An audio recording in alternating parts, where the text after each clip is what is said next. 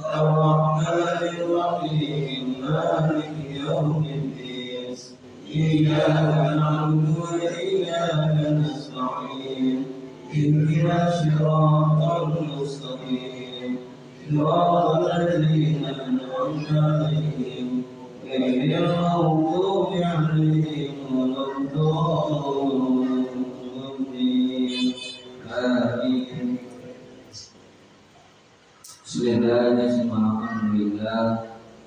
Wassalatu wassalamu ala Rasulillah. Asyhadu an la ilaha illallah wahdahu la syarika lah wa asyhadu anna Muhammadan abduhu wa rasuluhu la nabiyya ba'dahu. Allahumma shalli ala sayyidina Muhammad wa ala alihi wa sahbihi wa man wala. Amma ba'd. Para jemaah muslimin jemaah musholat Baitul Nur rahimahullah, yang saya hormati kakak kita Bapak Jasmani, para sesepuh, para jemaah berbahagia. Seperti biasa, Assalamualaikum. Mari kita mulai kajian kita dengan memanjatkan puja dan syukur hadirat Rabbi Allah Subhanahu wa Ta'ala yang selalu memberikan kita banyak nikmat, bagi khusus nikmat iman, nikmat Islam. Dengan dua nikmat itu kita bersatu kembali, berkumpul kembali, memakmurkan sholat kembali. Mudah-mudahan semua itu menjadikan nilai pada kita kepada Allah Subhanahu wa Ta'ala. Salawat dan salam kita aturkan kepada junjungan kita Nabi besar Muhammad sallallahu alaihi wasallam, kepada para keluarganya, para sahabatnya, sampailah kepada kita sekalian. Amin ya rabbal alamin. Kajian kita lanjutkan kembali bacaan jual beli, yaitu pembahasan wala yajuzu bai'ul qara'i. Tidak boleh jual beli barang ada unsur penipuan. Di sini wakada bai'ul lahmi qabla silsil jildi, Di antaranya jual beli penipuan adalah jual beli daging yang dagingnya belum dikuliti, belum dipisah. Jadi beli daging belum dipisah, masih ada kulitnya, masih ada tulangnya, maka dihukumkan itu penipuan. Makanya nanti dulu sunnah kurban niatin jangan beli kiloan, tapi niatin belinya utuh seutuhan. Kenapa? Kalau kiloan pasti dihitung bulunya juga, dihitung kotorannya juga, dihitung tulangnya juga. Maka terkena tekanan ini nggak boleh jual beli daging. Kebanyakan yang kenanya dagingnya kira berapa kilo juga. Kadang-kadang belinya sama tulangnya, sama kiloannya, sama kulitnya semua. Kalau mau beli buat makan ya beli aja, jangan niatin kesunat kurban. Selanjutnya di sini dikatakan lobaan. Kalau ada orang jual beli al-miskah, minyak wangi. Ada orang beli minyak wangi al-mukhtarithah, minyak wanginya tercampur digoiri dengan selain minyak wangi, contohnya air. Walam yasin, maka tidak sah. Nah di sini guru saya nerangin, kalau beli lihatlah beli yang bacaannya memang itu yang dijual. Kalau kita mau beli, kita jagain sama yang dagang susu beruang, ternyata bukan susu beruang, susu sapi. Nah kalau udah tahu begitu, kita jagain sama yang dagang, ini susu sapi, mereknya aja susu beruang. Banyak kita beli susu beruang, padahal bukan susu beruang, susu. Nah ini penipuan. Nah boleh gitu.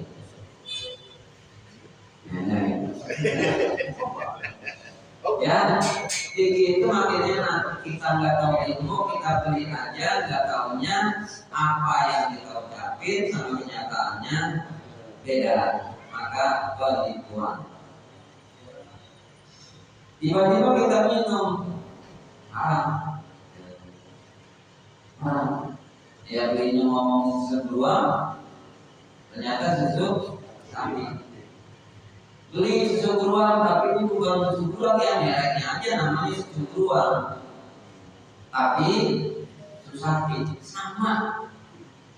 Ini biar kita data dalam fikih kata guru saya, kalau begini terus iman Islam walaupun orang Islam banyak, tetapi kayak pun di lautan, iman kekikis dikit-dikit dengan sebab seperti itu.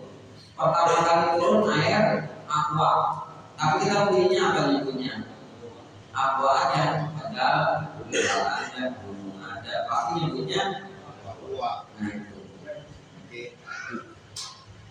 Sebutin namanya aquafit, sebutin ya. Ini efeknya kata dalam hadis, sadar dan sadar banyak orang Islam tapi tidak bersatukan imannya, sedikit sedikit demi sedikit karena perbuatan itu tuh kan Yahudi yang begitu. Gerakan Yahudi bagaimana caranya? Kalau menghantam langsung nggak bisa, tapi dibikin biar terkikis imannya dengan cara apa? Di antaranya bab muamalah, yaitu jual beli bikin hancur. Jadi kalau jual beli minyak wangi dicampur dengan sesuatu, di sini dikatakan la tasihu, la yasihu, tidak sah.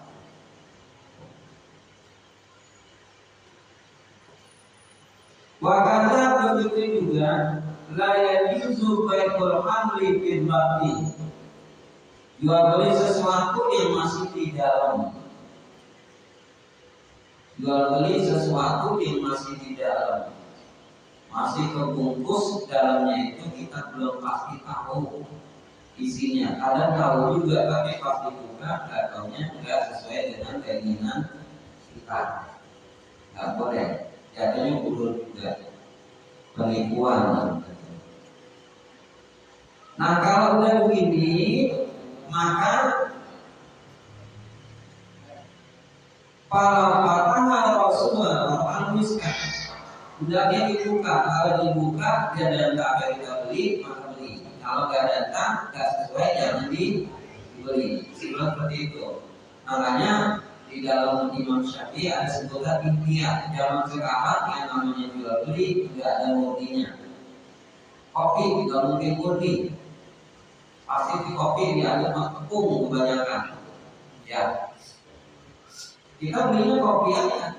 Nah di sini kata guru saya, yakin beli kita dapat itu sekalian ngomong sama yang dagang campurannya di situ. Saya beli kopi dan campurannya. Walaupun nggak disebut campuran, di hati aja cukup sah. Yang penting kita paham di barang yang kita beli nggak murni. Karena seperti itu. Kalau sudah terjadi seperti itu, maka bermaksatan bila dibelinya tidaknya jual beli itu dengan khiyar, yaitu tawar menawar, memilih. Enggak disebut jual beli kalau enggak tawar menawar, enggak disebut jual beli kalau enggak memilih. Ini kita ikut-ikutan mulut dan morsi, dan lagi Indomaret katanya lupa. Tapi kan selain kita tukang sayuran, hampir cekek rumahnya. Iya itu udah pas-pasan yang untung paling 200 perak, 500 perak, masih kawal juga. Tapi kira itu mana apa mana, nggak ada berani. Apa? Padahal dalam fikih jual beli harus pilih dan awal. Gak boleh seorang dagang itu radikal, harus nyata. Gak boleh. Harus tawar menawar. Malam yatafar rokok selagi belum misah, silakan nawar. Dia masih ketemu yang dagang membeli. Nih ikan berapa? Ikan gramnya berapa kilonya? 50.000, 40 ya. Oh nggak bisa. Selagi dia masih ketemu, perusahaannya tawar. Malam dia dapat rokok. Walaupun ayat tadi kalau dia ila salah satu ayat, maka itu terpisahnya dihitung tawar menawar 3 hari. Ini yang dagang harus paham. Kalau yang beli pakai syarat, jangan dijual dulu sama orang lain. Tahan dulu kan barang. Nah, itu yang beli ngomong tahan dulu nih barang, maka dalam fikih kehitung 3 hari jangan ditawar ke orang lain. Begitu bikinnya. Dan yang pengen beli jangan buru-buru aja. Orang lagi ditawar. Yang dagang juga jangan mungkinin aku, apa di barang lagi ditawar dulu. Bapak mari lagi jadi aja. Jadi saya kabarin 3 hari. Jadi 3 hari itu satu barang hilang, kita mau berjalan artinya jatuh, kita ambil. Kemudian orang-orangnya siapa nih? 3 hari, maka dapat 10. Kita jual, hasilnya 100.000 berarti dapat 10. Bagi 10 berarti 2.005 di kamar ya. Gitu, tapi bagaimana nggak kantong di kamar 10. Begitu katanya. Apalagi jual beli ini dikatakan walam yang turun waris, apalagi berwaris. Seorang bapak ibu meninggal, maka kumpulin semua barangnya, kantongnya, lemarinya, kasurnya, bajunya, apa lagi itu, TV-nya, motornya, kumpulin semua ahli waris. Jangan diambil, jangan dipakai selagi belum sepakat. Maka ahli waris sepakat 2. Silakan dipakai, palanya 2 ibu bapak, atau silakan ambil aja siapa aja yang penting udah ikhlas. Kalau nggak begitu maka jatuhnya gosong. bapak meninggal, ibu meninggal, ada pipinya, ujung-ujung pipisnya gosok di rumah, gosok. Ini belum dijelasin dalam baris. Kebanyakan orang meninggal bapak ibu pikirnya bersama tanah. Padahal lemarinya, pipinya, motornya, kasurnya, bajunya, kumpulin dulu semua. Dinikahkan dua. Sedekahkan pahalanya buat bapak sama ibu, atau bebasin siapa yang mengambil silakan. Kalau nggak sampai dua itu tiba-tiba mengambil aja itu TV-nya, memakai aja itu motornya, maka jatuhnya gosok dosa. Waris gitu, waris. Makanya kalau pas bapak kita meninggal ada barang-barangnya kumpulin dulu. Yang tua nggak tahu mana cincinnya. Mana cincinnya? Gosok itu walaupun yang ngambil ahli ditikatkan dulu, memang ahli waris dia dua, anak banyak dikumpulin dulu semua. Nah ini kenapa saya bilangin? Karena belum ada yang bilangin. Kebanyakan bilanginnya tanah, barang-barangnya kayak bilangin, makanya saya bilang kalau meninggal bapak kita kumpulin semua. Itu yang pertama. Yang kedua, walaupun itu punya bini baru, walaupun nikahnya sehari cerai, tetap dapat warisan. Kebanyakan anak angkat nih, punya ibu angkat, untuk kira sama bapak dan nggak ada, usir. Dalam fikih nikah sebentar, walaupun nikah sebentar, ibu tiri kalau kita nih mana nggak ada nikah lagi, maka itu walaupun cuma sehari, cuma sebentar, tetapi nikah sah, dia dapat warisan. Berapa? Seperempat. Ya kira-kira ibu tiri bapak meninggal, sangat. Ya, walaupun sebentar dapat warisan. Seperti itu. Dan yang paling bahaya saya bilang lagi ini, paling bahaya. Makanya kalau ada kesempatan berubah. Kalau bapak meninggal, berakhir udah warisannya. Berakhir warisannya. Kenapa? Takutkan kena dosa. Dosanya apa? Kebanyakan ngomong begini, ibu masih ada, udah dibagi-bagi warisan. Betul? Nah, ibu sepertiga kalau punya anak. Kalau punya anak. Pas ibu meninggal, nggak ada warisan. Dosa. Padahal dalam hukum fikih yang dibagikan warisan itu karena bapak meninggal dunia. Ibu dapat sepertiga itu bukan diusir simbolis saja. Pas ibu meninggal, ayo gak dapat warisan satu. Tapi yang tanggung jawab anak-anaknya. Gara-gara ibu masih ada satu. Yang kedua, ini anak-anak ini kan punya anak empatin.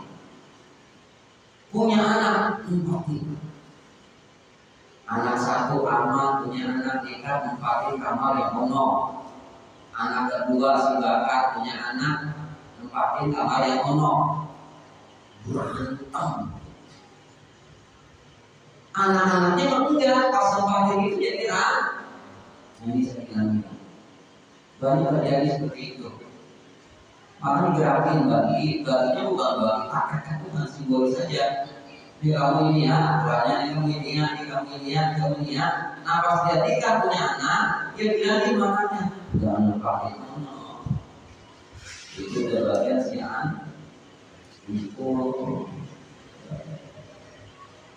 Saya ngurusin dua, kemarin saya kira berapa kilometer. Punya materi, anaknya 3. Nikah semua, nempatin satu ribut karena main aqua. Biarnya memang enggak, pas punya anaknya ribut. Kenapa bisa terjadi seperti itu? Ucapannya kemarin-kemarin, ibu masih ada, gak usah dibagi-bagi. Pas nikah, punya anak, ramai. Coba berbukti ramai enggak? Ramai. Makanya hukum Allah SWT kredit apa? Pakai begitu. Nah selanjutnya, jadi 3 hari ini al-khiyaru kama dzikru syai'un nawani. Adapun yang namanya tawar-menawar itu, memilih itu ada 2 di sini dikatakan. 1 khiyar majlisin, khiyar majlis 1/4 milihnya lagi 2 sampai mendagang dan yang beli. Yang kedua khiyar syartin, tawar-menawar memilih secara syarat apa itu diwakilkan. Ini disebut qirah. Apa itu qirah?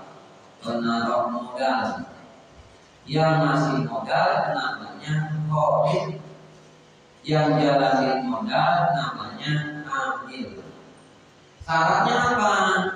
Yang ngasih modal harus darohimu wadana berupa uang. Nggak boleh ngasih modal seperti ini. Kamu mau dagang, dia mau dagang. Saya dagang roti, tidak dagang, nggak boleh. Nggak boleh. Itu mau menyambung dia, bukan dia mau dagang. Berupa uang, keterangannya. Kamu mau dagang, dia kasih modal. Kata Imam Syafi'i dengan ngasih modal, maka dia bisa bebas. Modal apa? Karena bentuknya bukan begini. Tadi saya bilang ada orang dari makan, ada orang mau dagang. Udah begini aja, dagangnya semangat saya. Itu bukan ngasih modal namanya. Jalani nyambung yang dagang. Satu. Yang kedua, yang dikasih modal itu harus dilepas. Jangan diatur sama yang ngasih modal. Pas sudah diatur, pas sudah dilepas, ada kelihatan labanya untungnya, baru yang ngasih modal ngatur. Ngaturnya apa? Dia ngambil kesimpulan. Oh kamu di sono ada untungnya, bisa bagi untung sama saya. Boleh saat ini kamu belinya di sana ya, nah begitu. Tapi paling penting ngasih modal itu bukan benda, tapi uang. Kalau cuma nyambung itu modal namanya jalan usaha orang. Begitu keterangannya itu. Suma khiyarul majlisi yusbitu bi anwadil bayi hatta bil musarrafi. Kemudian dia majlis itu tawar-menawar di tempat antara yang dagang yang beli itu diletakkan di dalam cabang jual beli sehingga ada pengolahan, ada mata uang, ya majlis ada mata uang. Kalau sekarang pakai rupiah atau boleh wasilmi dengan pesanan disebut online. Kemarin itu online sebelumnya sudah dikatakan. Nah ini ngomong dari ikhtar al-baini di khiyari malam yatafarraqah. Jual beli yang dagang dan yang beli itu tidak terpisah. Au yaqulu ahaduhuma, atau berkata salah satu yang dagang atau yang beli lil akhri kepada yang lain, ikhtar, silakan pilih. Silakan pilih. Berarti ditawar loh. Boleh. Rawu Syafi'i hadisnya sahih. Bukhari Muslim. Wala khiyara fil hawalati. Tidak ada tawar-menawar di dalam utang. Jadi kalau utang jangan tawar-menawar. Jangan tawar.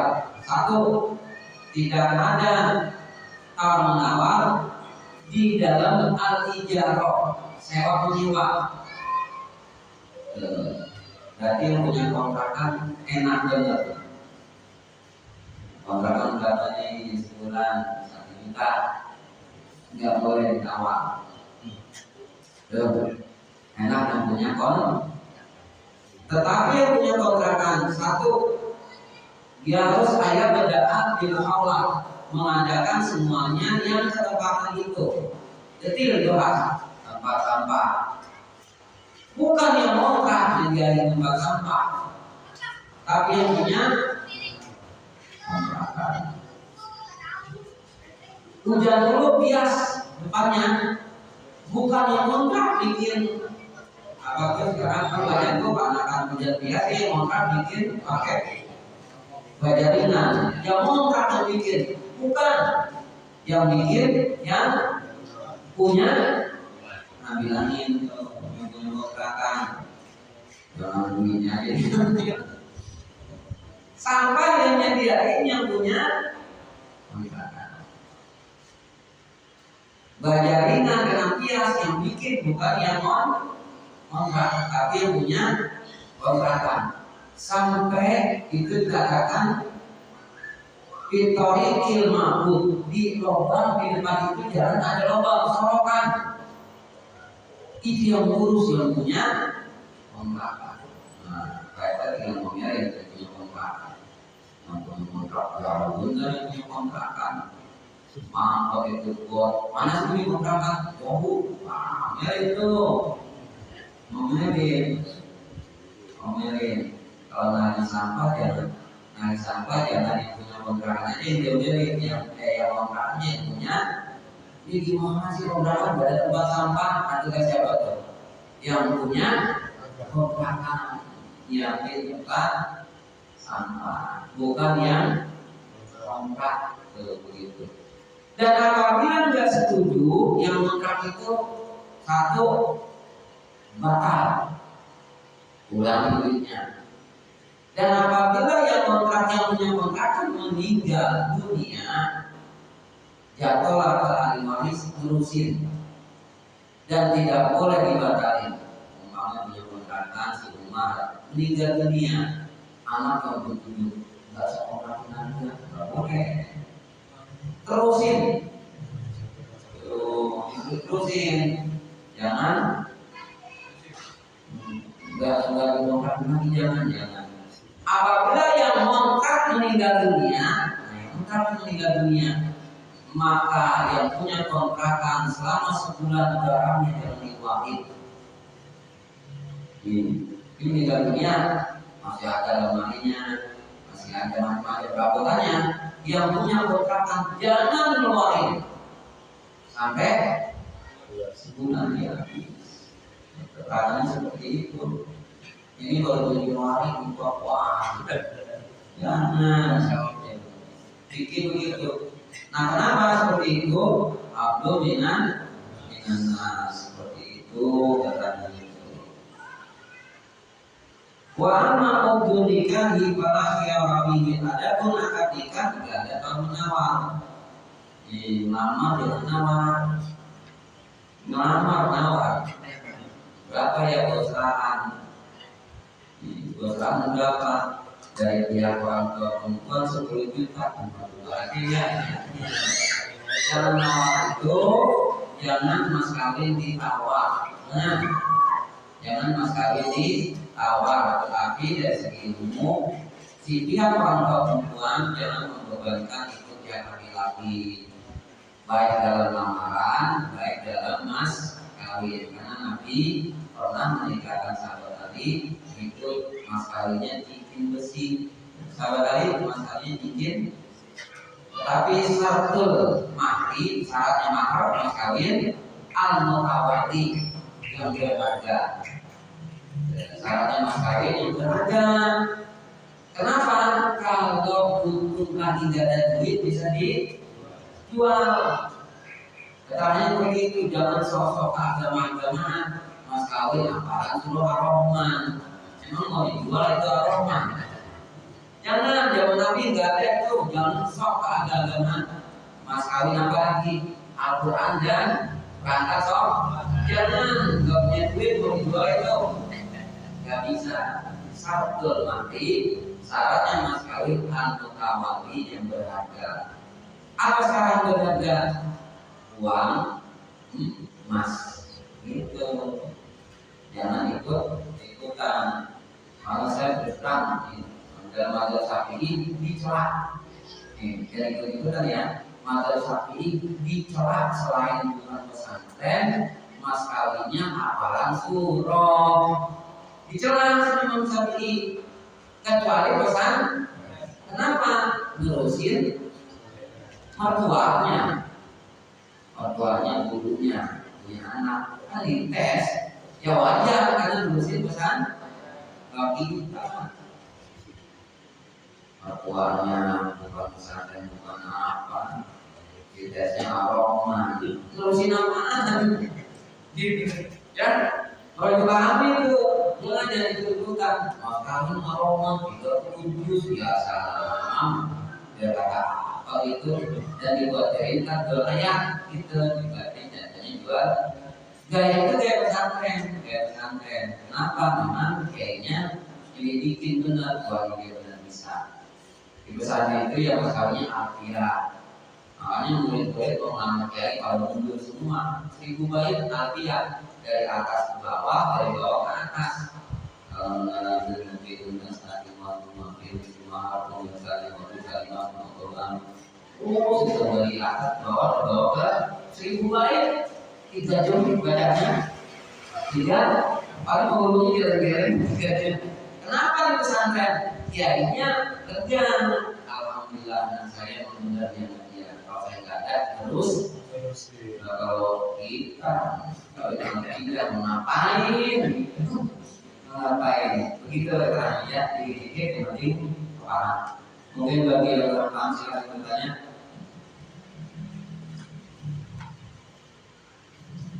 Ustaz, ya di rumah kan pertanyaan ada orang beberapa bulan yang berbayar ya. Terus sesat menurutnya apa saluran akhirnya kita bingung mau ngeluarin itunya, barang-barangnya, orang juga nggak datang terus gimana nggak apa kalau kita 3 bulan nggak bayar, nggak lebih sih, lebih 3 bulan dia otoritas nggak bayar. Nah ini jatuhnya ditakdir, ada kata 1, 2, 3 karena dia masih hidup. Kalau udah meninggal dunia cukup tunggu sebulan udah lewat, keluarin aja.